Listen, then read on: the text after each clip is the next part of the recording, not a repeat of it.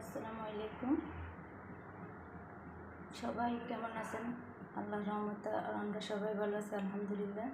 আমি আজকে রান্না করতেছি গরুর মাংস দিয়ে আলু দিয়ে পাতলা ঝোল করে।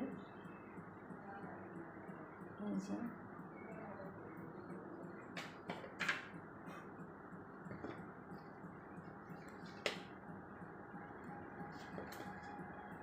আমরা গ্রামের মানুষ অনেক ঝাল খাই, তাই গরুর মাংস ঝাল ঝাল করে রান্না করতেছি।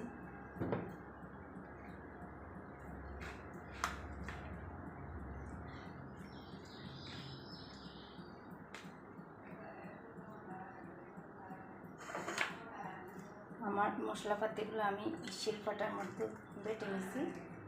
এই যে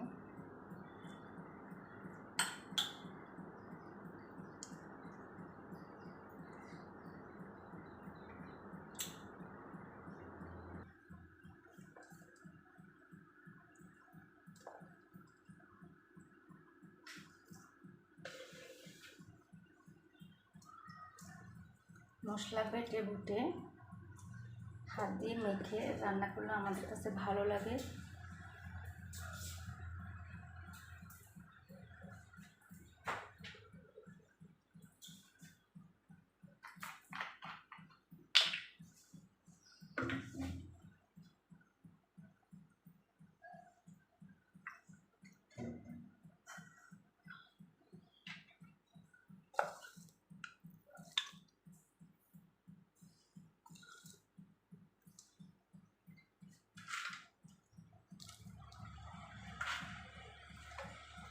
ভালোভাবে মেখে নিচ্ছি।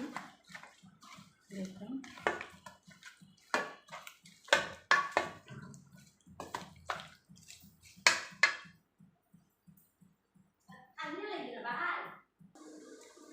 ভালোভাবে মেখে নিলাম।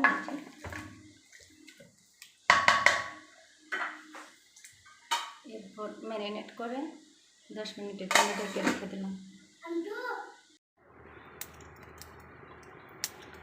গরু মাংস ম্যারিনেট করা শেষ, বসিয়ে দিলাম মাটির চুলায়। বাঙালি মেয়ে বলে কথা, গ্রামের পরিবেশ, কাঁচা চুলায় রান্না করি।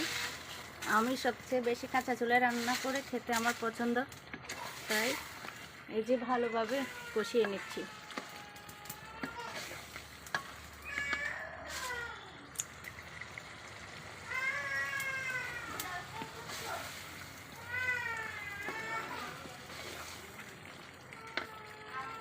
ভালোভাবে কষানো হোক, তারপর কষানো হয়ে গেল। এই যে আরও একটু ভাজা ভাজাভাবে কষানো হোক। আলু দিয়ে পাতলা ঝোল করবো তো, তাই একসাথে আলু দিয়ে দিলে আলুগুলো খুব নরম হয়ে যাবে, মাংসগুলো সব থেকে যাবে। এখানে 2টা ডিম দিয়ে দিছি, বাচ্চাদের জন্য সিদ্ধ করতেছি। আর একটু ভাজা ভাজা কষানো হোক, তারপরে আমার মাংস কষানো শেষ। যে আলু দিয়ে পাতলা ঝোল করবো তো, এবার দিয়ে দিচ্ছি আলুগুলা।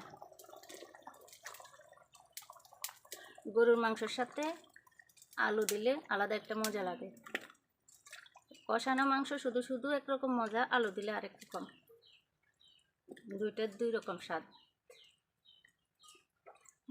বাচ্চা পোলাপান আছে, আমরা নিজেরাও পছন্দ করি, তাই আলু দিয়ে দিই পাতলা ঝোল করে রান্না করতেছি।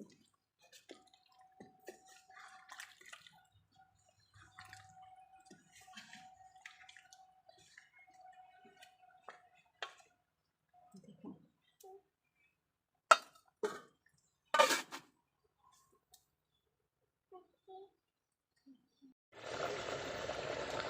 এই যে গরুর মাংস রান্না শেষ হয়ে গেল, লাস্ট ফিনিশিং।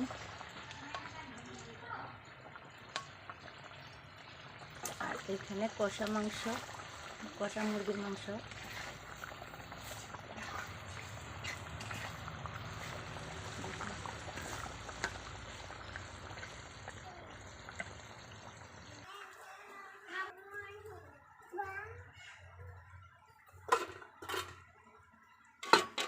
আমার রান্না শেষ। এই যে রান্নাটা কেমন হয়েছে, পাতলা পাতলা ঝোল করে রান্না করলাম। রান্নাটা কেমন হয়েছে সবাই জানাবেন। ভুল ত্রুটি হলে ভালোভাবে দেখে নেবেন, যাতে কমেন্ট বক্সে জানাবেন যাতে সংশোধন করতে পারি। আল্লাহ হাফেজ, সবাই ভালো থাকেন, বাই।